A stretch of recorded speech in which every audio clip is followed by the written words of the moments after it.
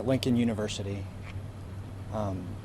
My name is Christopher Deberna-Sorobe. I'm the District Attorney at Chester County DA's office. I'm here this morning with FBI SSRA Jennifer Morrow, Chief Partee of the Lincoln University Police Department, Lieutenant Bradley of the Pennsylvania State Police, and Chief David Sassa of the Chester County Detectives. We are here, and we have been here since all night. We will continue to be here all night to investigate the shooting that took place at Lincoln University just outside of the ICC building on campus.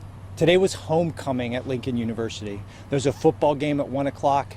That game let out, and the festivities in front of the ICC. At about 9:30, just before 9:30, that festivity was interrupted and decimated by gunfire. It was a chaotic scene, and people fled in every direction. This is the ICC, the 121 building outside of that. Tonight that one person has died, 6 other people have been struck by gunfire. I don't have complete information because this happened 4 hours ago, but we are monitoring all of the victims, and we are investigating with the full power of federal, state, and local law enforcement tonight. And we will continue to do so for the rest of Sunday and into Monday if need be. We don't have a lot of answers about exactly what happened. What I will tell you is that today we're operating as if this is not an incident where someone came in with the design to inflict mass damage on a college campus. We're collecting ballistic evidence and going through that evidence now. We have detained one person. That person was in possession of a firearm. We expect to be working and to be investigating. And that person, so for people that might have not caught everything last night, or I know we're on kind of late. So they're saying this is the 121. This is the ICC International Culture Center. I guess he said outside is where the shooting happened. And then where they caught an armed person was by the tennis court. So 126, tennis court, all the way out here that caught somebody with a gun. But they're also supposedly exploring the possibility maybe was there another shooter or not. Throughout the evening and have updates. Actually, it's now 1 o'clock in the morning. Have updates tomorrow at some point about how that investigation is progressing. But for now, that is the state of the information. I want to ask everyone here to get out the word that if anyone has information about this investigation, to call 1-800-CALL-FBI. This is particularly important because in this age of cell phones, right, people have videos, and even through calling that number, you can be provided an option to upload your video so that it can get to investigators for us to review. Digital evidence is key for us to putting this together and to be able to go back and hold the shooters accountable for what happened today. Because we are going to not stop until we are able to arrest and to find the person or people that shot all of these people at Lincoln University. Do you have any questions? You used the word shooters. Can you confirm that there was more than one person firing? I'm sorry. I can't confirm that yet. There's some evidence that leads us to believe that that is a viable theory right now. Because last night, when we were listening to the scanner, they had mentioned possibility of like a second shooter, so they don't know. I guess they're trying to confirm. Well, we are investigating this as if there is possibly more than one shooter right now. So I use that word shooters because it is a very real, distinct possibility. The people who were shot, were they all students? Have you been able to identify them? We have been able to identify them. We're not able to confirm their status, and we're not sharing their identities tonight. Is the FBI now the lead on this investigation? No, the FBI is here in assist mode, and we're very thankful for that, but Chester County Detectives are the lead investigating agency. We're getting a tremendous amount of support from the Pennsylvania State Police as well, and of course the chief and his team have been here from the first moment of the shooting. Chief was yards away when he heard the gunshots. The place where the shooting occurred, could you explain what the ICC is? If you could just describe, was it outside, was it inside? No, so the building is where the police department is housed, correct, Chief? Yes. And it's a large building on campus, and out front was a number of tents and tables set up for people to go together, to mingle, to have a good time on homecoming, not to experience a shooting. Any threat to the public The campus has been released from a lockdown status. It's an active crime scene. You're going to see a lot of police activity. It's a big crime scene, so you're going to see a lot of police activity tonight, and that will probably carry into the morning hours. But we do not believe that there's an active threat to the campus. We were kept back at one point because they were saying there were additional shots fired.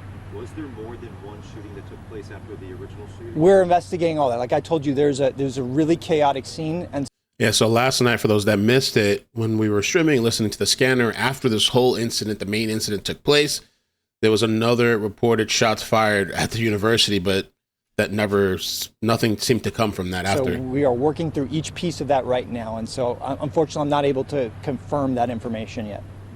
Are the victims being treated here? I'm not going to talk about where victims are being treated or not.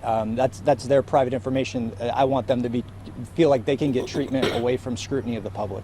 How long was the school on lockdown? I don't have the precise time right now. I'm sorry.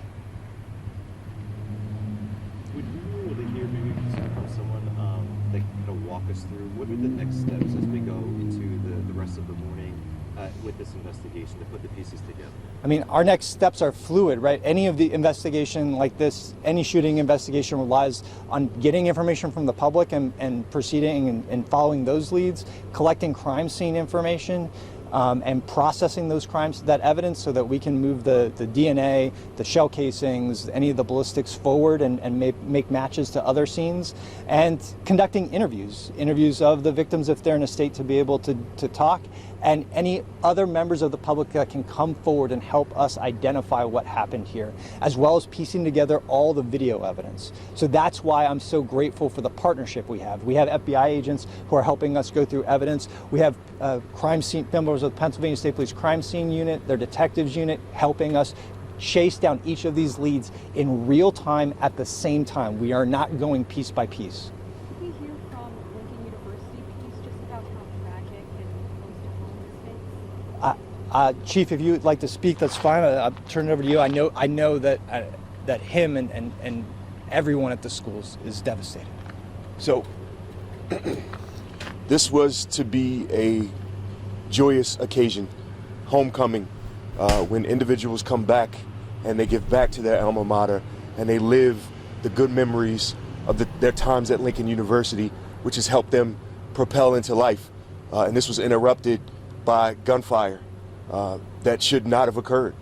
And we are concerned for our students who had to experience this, our alumni who had to experience this, and our visitors and friends. Again, we set this out to be a time to celebrate the legacy of Lincoln University, the first historically black HBCU in the country. So devastated, if there was another word to describe that's more impactful, I would use it. But devastated is a start. Chief, are you able to describe a little bit about what the festivities were today and then what you heard? So we had the football game, as the district attorney said. After the football game, we have a tailgate celebration where we gather, we meet friends that we've seen, haven't seen for years, reconnect, share stories, things of that nature, and that's what that time was. It was a function just to eat and be merry, and that was marred by individuals or an individual who chose to not see it that way. Are you an alumnus too? I'm not. And can we just have you say your name and spelling, please? First name is Mark, M-A-R-C. Last name is Partee, P-A-R-T-E-E. Chief, we also heard with those chaotic moments, people running. Were there any injuries from people being trampled or trying to run away from the sound of gunshots? Yeah, I don't have that information.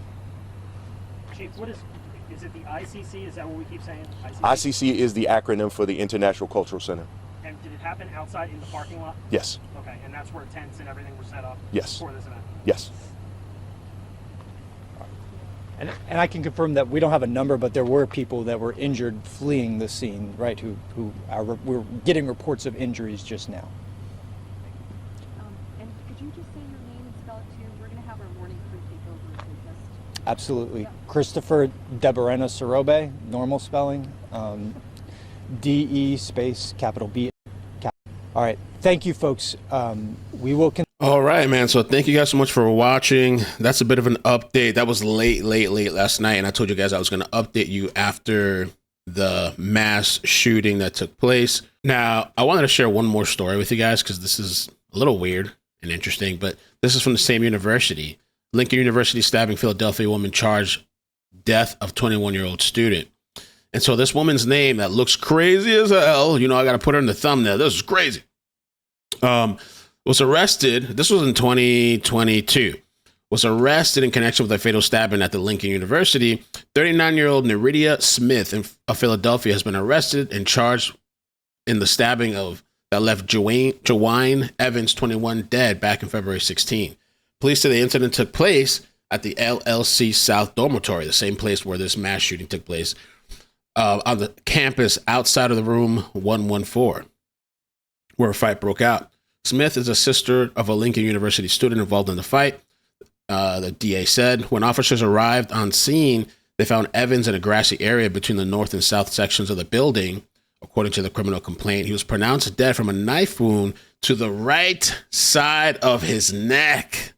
Two other students, 22-year-old Eric Dickerson and 22-year-old Clifton Walker, also suffered stab wounds. So this chick stabbed 3 people.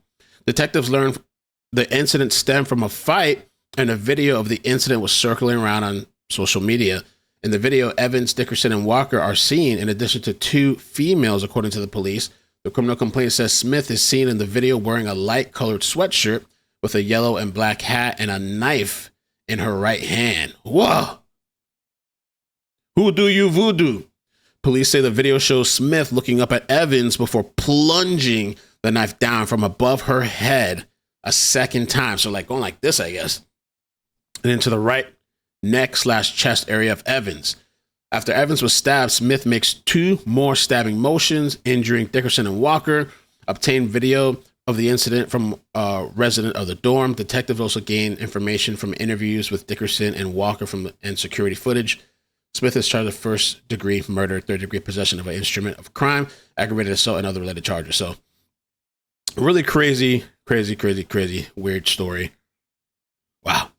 I'll catch you guys later. Please make sure you hit the like, subscribe, and subscribe to my second page, iCkEdMeL Clips, where I post extra content, short videos, and more stories. Peace. Bloop, bloop.